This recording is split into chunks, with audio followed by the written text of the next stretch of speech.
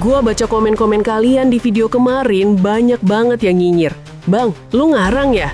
Hoax nih kontennya, lebay. Mana mungkin Iron Dome Israel jebol parah kayak gitu?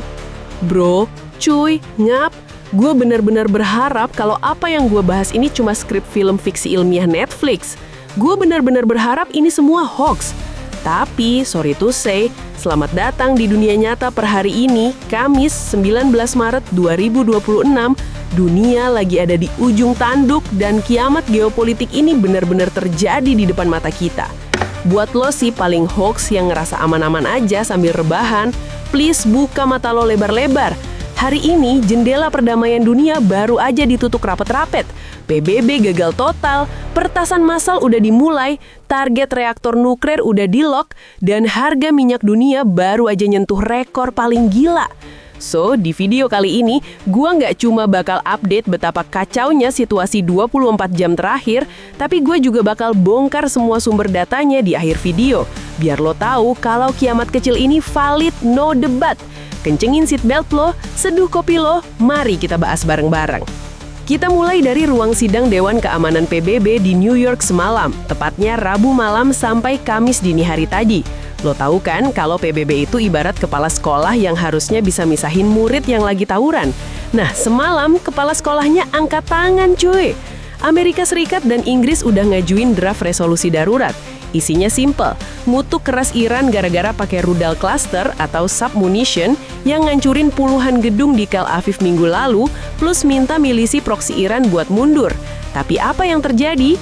Rusia dan Cina langsung ngeluarin kartu as mereka, hak veto. Bam! Resolusi ditolak mentah-mentah. Alasan Rusia jelas, mereka bilang resolusi itu berat sebelah karena AS sama Israel nggak dihukum pas mereka ngebunuh pemimpin tertinggi Iran akhir Februari lalu. Gara-gara veto ganda ini, diplomasi dunia resmi deadlock alias buntu total. Nggak ada rem tangan lagi, vakum hukum ini justru ngasih lampu hijau buat Israel dan Iran buat nyelesain masalah pakai cara militer habis-habisan. Ibaratnya wasit udah keluar lapangan, sekarang tinggal tunggu siapa yang bawa parang paling gede. Karena jalur damai udah tertutup, pagi ini 19 Maret 2026, Israel langsung manasin mesin buat meluncurkan fase 2. Tapi perangnya nggak cuma saling lempar rudal lagi bro, perangnya udah masuk ke tahap cyber warfare alias perang cyber. Jam 4 pagi waktu setempat tadi, fasilitas strategis di daerah Isfahan dan Natanz di Iran mendadak blackout. Jaringan komunikasi dan distribusi bahan bakarnya kacau balau.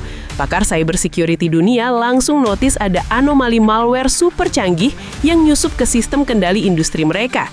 Siapa pelakunya? Siapa lagi bukan unit 8200, unit intelijen cyber paling elit punya Israel. Ini bukan cuma ngehack website ya, ini adalah langkah awal buat ngebutain radar dan sistem deteksi dini pertahanan udara Iran. Sementara di atas Laut Mediterania, intelijen nangkap basah armada Angkatan Udara Israel lagi latihan intensif pakai pesawat tanker Boeing KC-46A. Pesawat ini fungsinya buat ngisi bensin jet tempur di udara. Artinya apa? Mereka lagi simulasi serangan udara jarak jauh buat ngebombardir langsung masuk ke jantung wilayah Iran. Bro, sis, gue potong bentar.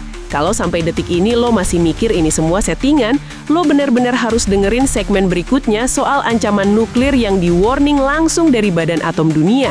Tapi sebelum gue bongkar data validnya, pencet tombol like sekarang, bantu subscribe dan share video ini ke grup keluarga atau tongkrongan lo yang masih pada cuek sama isu global. Biar makin banyak yang melek kalau dunia lagi nggak baik-baik aja. Udah? Respect. Mari kita lanjut ke bagian paling merinding dari video ini. Ini dia, puncaknya. Retorika perang udah bukan lagi soal ngancurin gedung atau pangkalan udara. Mereka sekarang udah main-main sama tombol kiamat beneran, nuklir. Pagi ini pasukan pertahanan Israel, IDF, resmi netepin area reaktor nuklir di Mona di Gurun Negev sebagai zona tertutup total. Mereka numpuk sistem pertahanan Patriot PAC-3 kiriman Amerika Serikat di sana. Kenapa? Karena Panglima Militer Iran udah ngeluarin ancaman eksplisit. Kalau Israel berani masuk ke wilayah udara Iran, target utama misil hipersonik Iran selanjutnya adalah di Mona. Lo bayangin, kalau reaktor itu sampai meledak kena hantam misil, efek radiasinya bakal jadi Chernobyl jilid 2, tapi letaknya di tengah-tengah Timur Tengah. Saking gentingnya situasi, Direktur Jenderal IAEA di Wina pagi ini langsung ngeluarin press release darurat. Mereka warning keras banget, nyerang fasilitas nuklir di Mona di Israel atau fasilitas pengayaan uranium Natanz di Iran bakal memicu bencana radiologis lintas negara. Angin bakal ngebawa debu radioaktif ke negara-negara tetangga. Ini kiamat ekologi, cuy. Nah, sekarang gua mau ngomong langsung sama kalian yang dari kemarin spam komen hoax di channel ini. Lo minta bukti? Nih, gua kasih data mentahnya. Soal sidang PBB buntu, lo cek official website United Nations Security Council atau Dewan Keamanan PBB tanggal 18-19 Maret 2026, di situ kecatat jelas hak veto ganda dari Rusia dan Cina soal resolusi krisis Timur Tengah. Valid? Valid. Soal ancaman nuklir, buka situs resmi iaea.org. Cek press release darurat Direktur Jenderal IAEA pagi ini, 19 Maret 2026, peringatan soal ancaman lintas negara gara-gara penargetan reaktor nuklir itu ada pernyataan resminya, bukan gua yang ngarang skrip.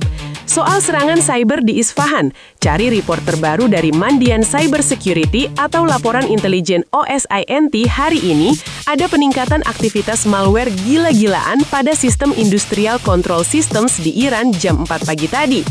Dampak ke dompet lo, ke ekonomi, lo nggak percaya kiamat di sana ngaruh ke Indo? Buka Bloomberg Markets atau Financial Times sekarang juga. Lihat grafik harga minyak mentah Brent sesi Asia. Harganya baru aja nyentuh $134 per barel gara-gara ancaman blokade Selat Hormuz. Indeks saham Nikkei dan Hang Seng anjlok hampir 5%. Rupiah kita pagi ini ikutan ketarik turun parah.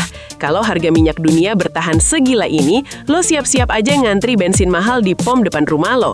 Gimana? Masih mau bilang ini konspirasi elit global atau cuma akal-akalan konten kreator nyari AdSense?